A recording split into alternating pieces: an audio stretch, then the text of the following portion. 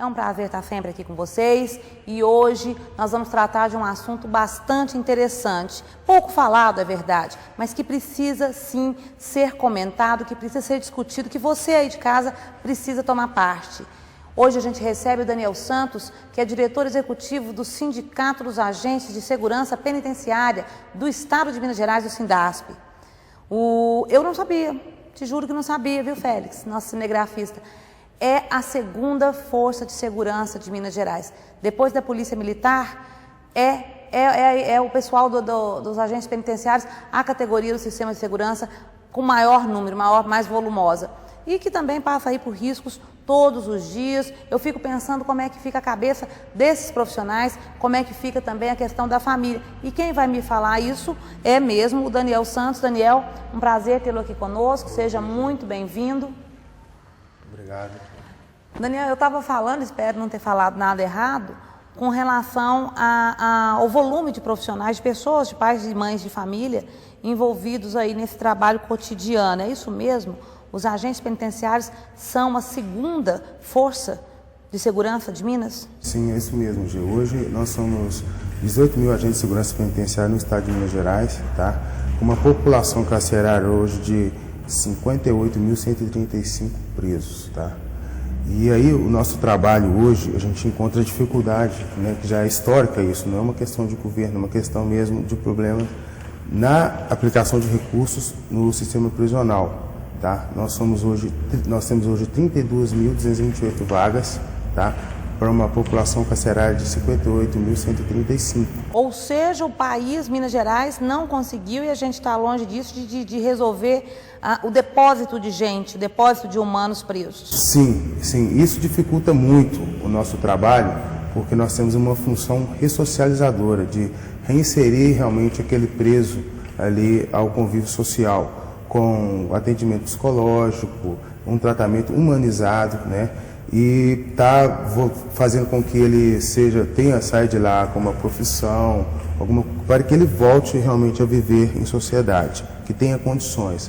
Mas isso, historicamente, a gente já vemos tendo essa dificuldade, tá, na execução do nosso trabalho. Então, é uma coisa bem mais abrangente essa questão da ressocialização e de cuidar também da saúde e da integridade, da segurança de quem cuida dessas pessoas. Exatamente isso que eu ia te perguntar. Quando você me fala, olha, a gente cuida, a gente quer ressocializar, todos nós sabemos, isso não é novidade para ninguém, que o índice de ressocialização, por causas diversas, inclusive a superlotação, é muito pequeno. Então, o que eu ia te perguntar é isso, como é que... E a pressão, né, o tempo todo, ali dentro do agente penitenciário. Ele tem também alguma estrutura de acompanhamento psicológico, de treinamento permanente, de segurança, inclusive, ou não? Olha, eu posso te falar que, de fato, isso não existe, tá? Isso existe no papel, programas, mas isso não vem acontecendo. O agente penitenciário hoje ele tem um curso de formação em média de 3 meses, dá em torno de 240, oscila muito, 160 a 240 horas para ele estar formando e sendo agente penitenciário de carreira, tá? E dali são os treinamentos que saem, depois que ele exerce a profissão, são os treinamentos periódicos, mas o criminoso, ele está sempre em evolução. E nós não estamos conseguindo, enquanto Estado, estar acompanhando esse crescimento, tá? Essa evolução do crime, do criminoso, tá? A gente tem que estar tratando isso de uma forma diferente. E a preparação, a formação desse profissional, ela tem que estar em constante aperfeiçoamento. Tá? Mas não existe. Isso de não forma tem rotineira. acontecido de forma rotineira ou periodicamente, isso não acontece, tá? Então, o que a gente vê é realmente uma dificuldade no tratamento, no cuidado com o servidor para que ele possa executar, fazer a sua função de ressocializar, de reinserir com uma melhor qualidade. E o que o sindicato tem feito para mobilizar e para mostrar para o Estado que algo precisa ser feito, tem que ser feito rápido? Sim, nós temos já, com essa mudança de governo, que hoje a gente tem tido um pouco de dificuldade de estar alinhando isso com o governo do Estado, né? Porque é um governo novo, está começando a conhecer agora, vendo as dificuldades, encontrou muitas dificuldades, a gente também não tem que ficar responsabilizando X ou Y, mas isso já, como eu já falei anteriormente, já é histórico, já vem lá de trás. Nós tivemos a nossa carreira criada em 2003. Governo Anastasia. Justa governança. Que desafogou demais. Que desafogou demais o sistema prisional. E as corporações, né? Polícia Militar e Civil. Sim, desafogou muito, houve muito concurso público. Dali sim, começamos a criar corpo, uma musculatura e começamos a ter a nossa identidade, tá? E aí, como as políticas foram um pouco falhas com relação, porque nós não conseguimos acompanhar o crescimento do sistema prisional mineiro, tá? E por se tratar aqui da região do Triângulo Mineiro, a gente tem ainda uma certa dificuldade, pela proximidade com o estado de São Paulo. As rodovias, né? Isso, as rodovias, a malha viária aqui e tal, a gente vê um pouco de dificuldade com relação aos presos aqui, que tem uma ligação com facções criminosas bem organizadas até. Então o sindicato tem feito, nós vamos criar aqui uma subsede, a gente está... A partir de quando? Provavelmente a partir do mês de novembro, tá? A gente já vai estar inaugurando Uberlândia e tá trazendo para cá uma subsede aqui para o município de Uberaba, tá? Para a gente estar acompanhando mais de perto e dando suporte ao agente de segurança penitenciária. Nós tivemos aqui... Nós estamos falando de forma macro, naturalmente, daqui a pouco a gente vai entrar só na questão de Uberaba e também do episódio lamentável recente, né, da morte, do assassinato, do abatimento, porque na verdade ela foi abatida, da agente Vivian, que vai fazer 2 meses. Então daqui a pouquinho a gente vai tratar também sobre isso. Mas eu queria, antes disso, para fechar essa questão mesmo do segmento, das condições de trabalho, eu queria que você me falasse das condições de trabalho e da questão salarial. Está equiparado com a Polícia Militar? Sim. Nessa gestão do governo anterior, nós já tivemos alguns decretos que nós vamos acompanhar todos os aumentos das forças de segurança pública, tá? Apesar de nós não estarmos no hall de segurança pública do Estado, tá ok? Mas vocês estão na defesa social, vocês estão ligados à defesa social. É uma pasta à parte, mas hoje dentro da defesa social nós temos a Polícia Militar, Civil, Corpo de Bombeiro e os agentes penitenciários. E a questão de salário, a gente está tranquilo, agora nós começamos agora uma nova discussão, né, para 2016 e esses outros 3 anos, isso a gente já está alinhando. Agora a questão de condições de trabalho, nós encontramos dificuldade, tá? Com relação a material, a mesma estrutura das unidades prisionais, entendeu? Existe uma fragilidade com relação a isso, porque vem também de encontro à superlotação. Existem as medidas paliativas, que é o acompanhamento monitorado através das tornozeleiras, né? Funcionam bem? Falhas, tem falhas, porque o volume é muito grande, é um sistema novo, né? Então a gente, assim, eu posso te dizer que tem sido eficiente, mas as pequenas falhas nós vamos corrigindo. E só com esses erros mesmo que nós vamos conseguir acertar e chegar mais ou menos à perfeição, um bom monitoramento. Agora, a questão toda são as políticas mesmo voltadas para o sistema prisional, para as condições de trabalho, para a saúde do servidor, que é a nossa preocupação. Segurança dele. A segurança dele também, a gente tem visto aí esses acontecimentos aí corriqueiros, né? Então a gente tem feito esse trabalho para realmente tentar neutralizar essas ações, entendeu? E também está acompanhando de perto as dificuldades dos nossos servidores no Estado. A gente volta já no segundo bloco para continuar conversando com Daniel Santos, que é do Sindasp de Belo Horizonte. Perder tempo não. Vamos continuar conversando com Daniel Santos. Daniel, estava fazendo, eu não sou assim a melhor na matemática, mas o D'Angeles, meu cinegrafista, é o papa nisso. E ele me disse que numa conta assim muito básica, a proporção de agentes penitenciários por detento hoje seria da ordem de 50. Existe alguma previsão? O que a lei ou o regulamento diz? Está tudo certo? É isso mesmo? Não, existe é claro que existe uma disparidade muito grande, né? Nós temos aí hoje, nós somos regidos hoje pela LEP, que é a Lei de Execução Penal, tá? E nós temos o POP, que é o Procedimento Operacional Padrão, que é regido dentro da SES-SUAP, tá? Que na realidade seriam para 2 agentes penitenciários para 1 preso, tá? Estamos muito longe, então. Nós estamos muito longe dessa realidade, tendo em vista que nós temos agente penitenciário constantemente afastado por questão de estresse, sobrecarga de trabalho, a carga horária muitas vezes ela é muito carregada, entendeu? Hoje como é que é esse turno? Olha, a maioria das unidades hoje elas adotam o sistema 12/36, tá? Então, se você for fazer o cálculo, um agente penitenciário que trabalha numa galeria, onde você tem em média em média aí, vamos supor, 30 a 35 presos por cela no pavilhão de 14 celas, é quase que desumano você querer que o agente penitenciário faça aquele trabalho nos 12 horas, entendeu? Então, devido mesmo ao tipo de trabalho, você tem pessoas afastadas com licença médica. É uma atenção 24 horas por dia. Sim. Ontem eu ouvi um comentário interessante de alguém dizendo que vocês são prisioneiros, tanto quanto. Vocês se sentem prisioneiros? Sim, porque suas 12 horas você está ali, convivendo com aquele preso, tentando disciplinar, tentando ressocializar, tentando fazer o trabalho de ressocialização, que é toda uma equipe, não só o agente penitenciário, mas vem ali o assistente social, o psicólogo e tal. Mas depois que você termina o seu dia de trabalho, você tem atenção, que é essa atenção que você tem do trabalho para casa, tá? De casa para o trabalho.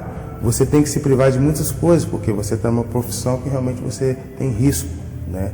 Então, você se sente prisioneiro 24 horas, sim, até pela especificidade da profissão. Não dá para dormir todo dia tranquilo e não preocupar tanto com a família que está lá do outro, né? Inclusive agora nós vivemos um momento delicado, nós estamos tendo muito ataque aos profissionais de segurança pública em geral, não só agente penitenciário. A gente tem aí também ataques a policiais civis. O crime está vencendo? Está nessa guerra aí, o crime está batendo um bolão? É uma dura realidade. É uma dura realidade, mas o crime ele está se estruturando e se organizando. E também no interior agora, né? Sim, que tem, igual o caso aqui do Triângulo Mineiro, né? Nós temos proximidade com o estado de São Paulo, como eu falei, né? Que nós temos aí facções criminosas organizadas, de fato organizadas, que funcionam numa espécie de empresa.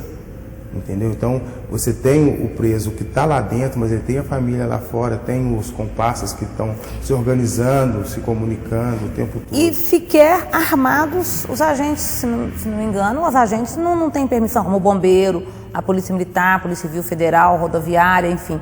Vocês não têm permissão para o uso de arma. Sim, olha, é o seguinte, nós temos duas situações hoje dentro do Estado, que são os agentes penitenciários de carreira, aquele que fez o concurso público, passou por todas as etapas do concurso e fez o curso de tiro e obteve o seu porte de arma, que a lei 10.826, ela permite que o Estado te fornece a arma, não? Não, a arma o Estado não te fornece. Você tem que, para você ter a sua arma após o horário de trabalho, você tem que comprar sua arma particular, tá? E o agente penitenciário contratado, ele tem essa dificuldade de estar tendo o porte de arma, tá? Tem uma rixa aí entre o contratado e o concursado? Ainda existe? Eu lembro que tinha até porque havia uma disparidade também. Sim, né? Justamente, mas essa disparidade ela foi imposta pelo próprio Estado. Para criar um clima? Não para criar um clima, porque pela dificuldade de se ter o agente penitenciário, porque é muito mais oneroso para o Estado ter o agente penitenciário de carreira do que ter o contratado, porque ele é mais fácil ter o contratado, né, do que ter o de carreira. E aí cria-se mesmo no ambiente de trabalho essa divisão. Mas a gente já tem conseguido superar isso, graças a Deus. Tivemos aí concursos públicos que entramos nesse último certame de 2012, entraram 5 mil agentes penitenciários de carreira, que grande parte deles, salvo engano, em torno de 40% a 45%, já eram servidores do sistema prisional. Que bom, já tinha experiência. Isso. E nós, enquanto sindicato, só temos lutado para que tenhamos prova de título e tal, justamente para a gente quebrar essa questão do unificar de verdade, justamente, né? A gente tem uma classe unida, o que a gente vê hoje é uma divisão. Porque tem diferença de salários também, não tem? Sim, porque existe, quanto mais antigo é o servidor, ele tem uma carreira, enquanto efetivo ele tem uma carreira. Então, sim, mas eu digo a diferença entre os contratados e os concursados. Se você começa como contratado e você começa hoje como concursado, o salário é o mesmo. É o mesmo. Isso, só que existe aquela questão da progressão e promoção na carreira. Que o outro não tem. Que o contratado não tem. É justo que não tenha, né? Cá entre nós é justo que não tenha. Até porque a nossa Constituição também elenca isso, né? Então ele tem que ser submetido... A porta da entrada... É o concurso público. É o concurso público. Eu, pelo menos, defendo isso. Nós temos lutado para esse enquanto sindicato, que se tenha prova de títulos também, para que esse servidor tenha uma oportunidade de estar entrando, né, tendo em vista que o Estado já tem um gasto com ele na questão do treinamento.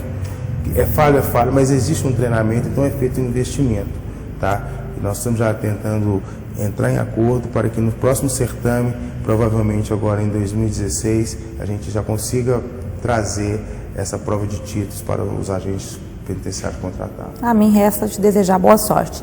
Você mesmo me disse agora há pouco, Daniel, falando do encarcerado e falando da organização criminosa, das facções. E você usou um termo que é bastante interessante, que foi o quê? Eles continuam se comunicando.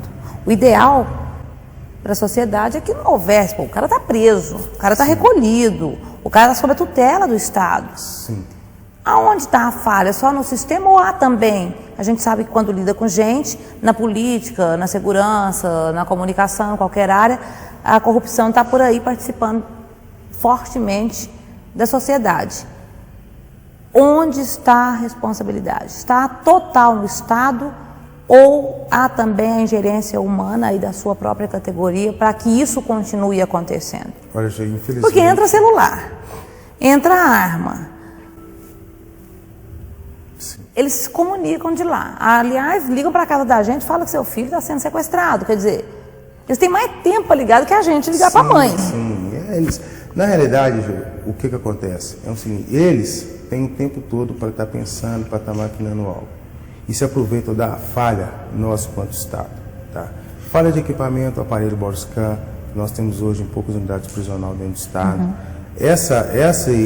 Esse equipamento Borscan, ele não permite que você não precisa com ele fazer aquela revista que eles têm taxado como a vexatória, em que o visitante ou o próprio preso tem que ficar se submetendo realmente a situações um pouco constrangedoras, tá? Uhum. O Borscan, você passa por ele... É um raio-x para vocês entenderem. Isso, ele vai conseguir detectar qualquer objeto ilícito que você esteja portando ali, tá? Mas isso, em 97% das nossas unidades prisionais, nós ainda não temos essa questão do Borscan, também como bloqueador de celular, nós ainda não temos, tá? Em grande parte das unidades prisional.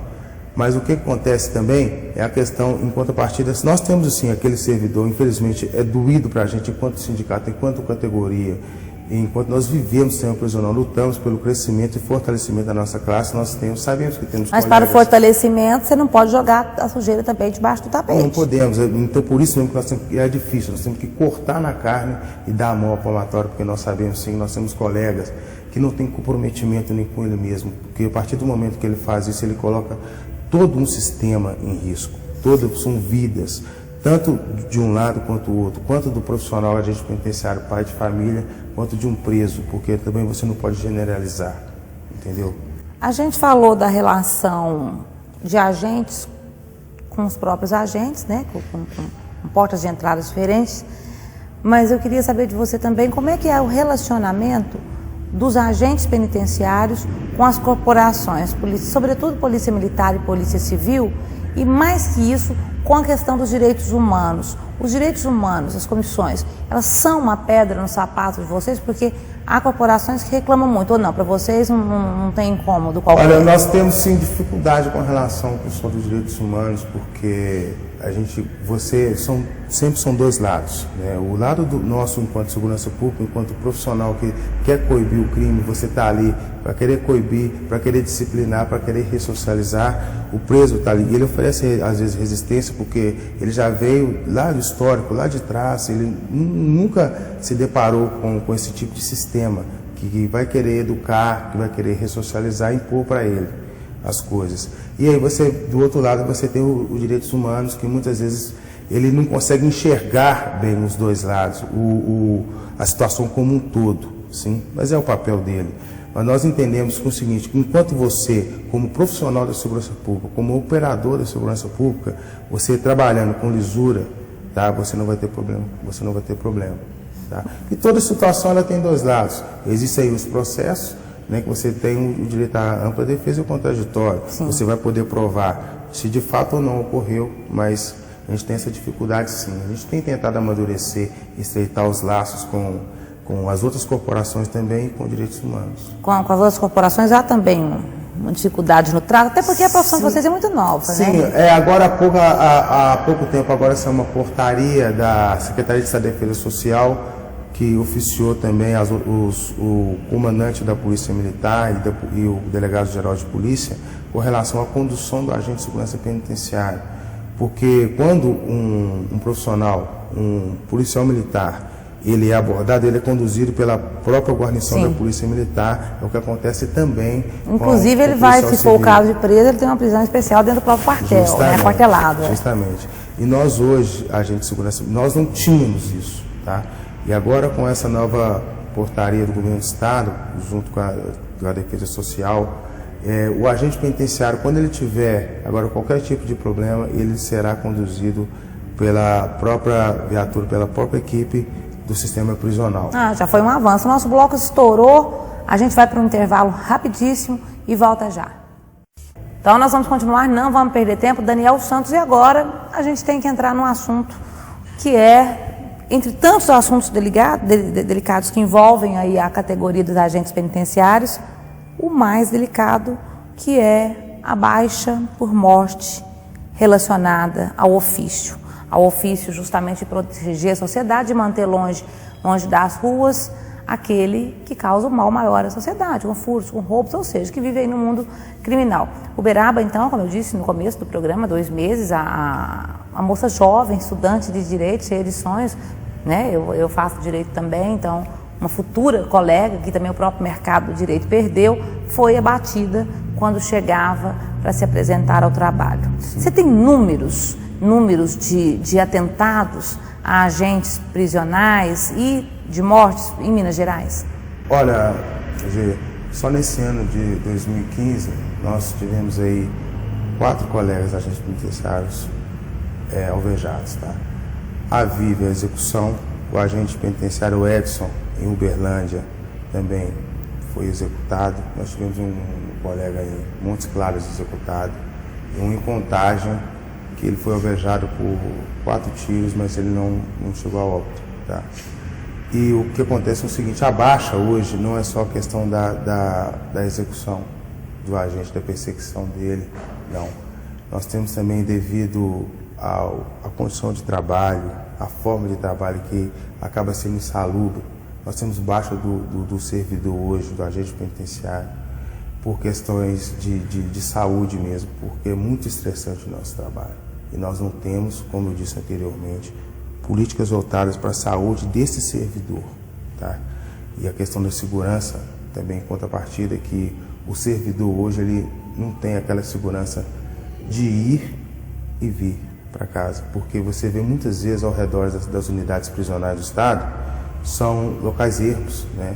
E a sociedade não quer a penitenciária perto. Eu lembro da guerra que foi em Uberaba para instalar aquela unidade aqui. Sim, mas eu entendo a sociedade e a salutar isso, né? Porque a gente é compreensível, porque realmente, se você instala uma unidade prisional dentro do perímetro urbano, dali o familiar daquele sentenciado, ele quer acompanhar de perto. Então você traz toda uma família para dentro de uma comunidade. E aí, será que o município está preparado para receber também, não só a unidade prisional, mas essas pessoas que virão? Verdade, será que não, o sistema público de saúde, o sistema de segurança será que vai ter estrutura para isso? Aliás, falando nisso, qual seria o sistema ideal? Tem muita gente que fala em colônias. Você que está lá dentro do sistema, o que seria o sistema ideal? Não estou falando ideal dentro para o Brasil, né? Porque o ideal, todo mundo sabe como é que seria se a gente estivesse na Europa ou tivesse uns governantes realmente interessados em fazer a diferença. Sim, claro. Então, olha, nós temos hoje a Lei de Execuções Penais, tá? Nós temos o POP, e aí nós temos também diretrizes com relação ao tratamento e a ressocialização do preso, que vem toda aquela questão de tratamento de forma humanizada e tal.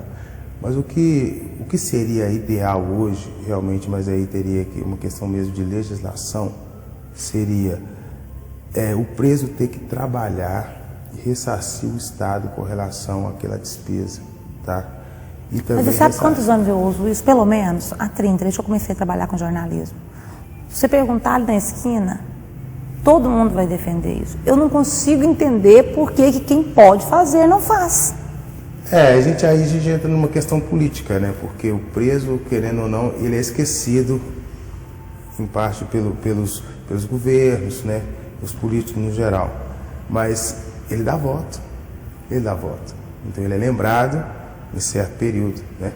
E aí a gente vê que um tratamento que teria que ser contínuo, aí você precisa dar ênfase àquele que se vê como problema, aquele problema só periodicamente, né? E aí você não tem um resultado, você não consegue ter resultado e você não consegue desenvolver um trabalho que se traga um resultado e que se minimize a questão do impacto mesmo com relação a esse crime que ele cometeu, de uma forma de ele estar ressarcindo o Estado e a vítima, entendeu? Isso, para mim, seria a forma ideal, era que se profissionalizasse e que ele trabalhasse, que parte do que ele recebesse se revertesse em indenização para a vítima, para a família da vítima e para o próprio Estado. Eu preciso falar mais da morte da Vivian. Sim. Você está acompanhando, o sindicato está acompanhando o processo, já esteve no judiciário? Sim. Como é que está ali? Já há uma tendência à elucidação? Sim. Olha... Eu sei que não pode se falar tudo. Sim. Nós temos acompanhado, sim, inclusive nós estivemos na casa da família dela para saber também a questão da família, porque ela tem uma filha também. Então a gente para saber como anda mesmo a saúde psíquica da menina. E aí a gente já sabe já que existem já os suspeitos possíveis autores do crime já foram identificados. Tá? São de Uberaba mesmo? Sim. Ligados a facções?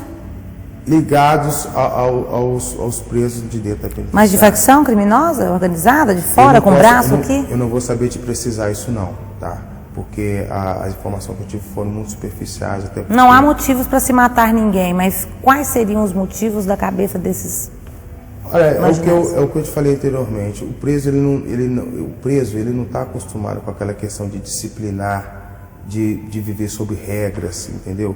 E o nosso trabalho, enquanto agente de segurança penitenciária, enquanto educador e ressocializador, é de disciplinar, é de impor regras, de impor limites, entendeu? E quando você é rígido, você impõe, você vai ser cobrado. O agente penitenciário ele sabe disso. E muitas vezes, quando você me perguntou, e a corrupção? É justamente porque muitas vezes por medo. O agente faz isso porque ele não tem o respaldo do Estado com relação a isso. Eu não sei se eu choro, se eu desejo sorte. A nossa profissão, Gê, ela é, para mim, na minha visão, e eu sou suspeito de falar porque eu sou agente penitenciário de carreira, tá? Eu estou há 15 anos nessa profissão e eu enfrento essas dificuldades todos os dias.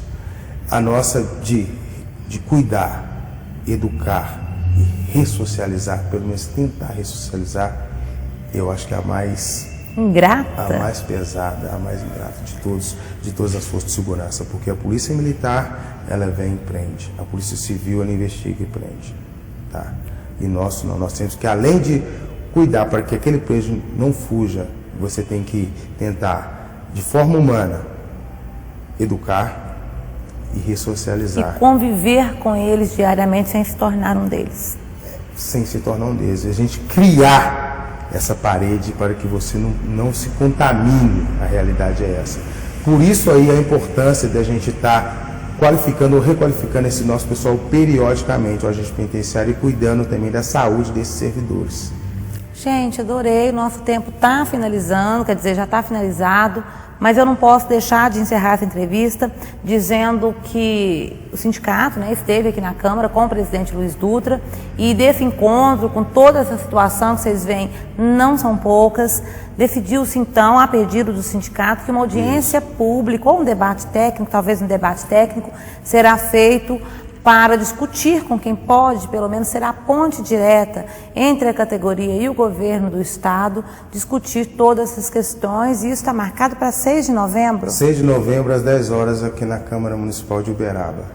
E eu queria pedir também a participação, mesmo da sociedade civil, das autoridades, porque a gente possa estar discutindo, porque é de interesse de todos. Tá? A sociedade tem que entender que quem manda é ela. Então nós vamos convidar quem resolve, mas se a sociedade não vier e dizer, olha, eu apoio, a gente está com eles, não pode continuar assim, é possível que nada mude ou muito pouca coisa mude. Então, quando a gente faz debate técnico, audiência pública, a gente quer a casa cheia. Quem não pode vir, pode acompanhar pela TV, a gente vai cobrir? Pode, mas é importante que quem pode decidir veja de que lado está a sociedade. Porque quem omite, você vai me desculpar, na minha opinião, ela é tanto quanto errada, equivocada, como quem pode fazer e não faz. De forma que eu agradeço demais a sua presença, vamos fazer esse evento, torcendo muito e para que as coisas possam, pelo menos, se ajeitar um pouco. Eu que agradeço a você, e também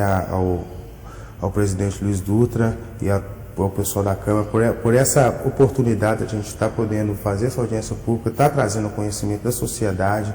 E principalmente você, agente de segurança penitenciária, venha, participe, porque você é parte. Quando você fala que você teve um colega, um servidor abatido, você sente que você perdeu um pedaço de você. E que você também pode ser o próximo. Nós podemos ser o próximo. Queria encerrar triste assim não, até porque as coisas vão melhorar, eu sou otimista. Eu vou te desejar boa sorte, com um sorriso largo no rosto, tá bom? Obrigado. Um abraço, obrigada. A gente volta na próxima sexta com seu direito. Um abraço para você também.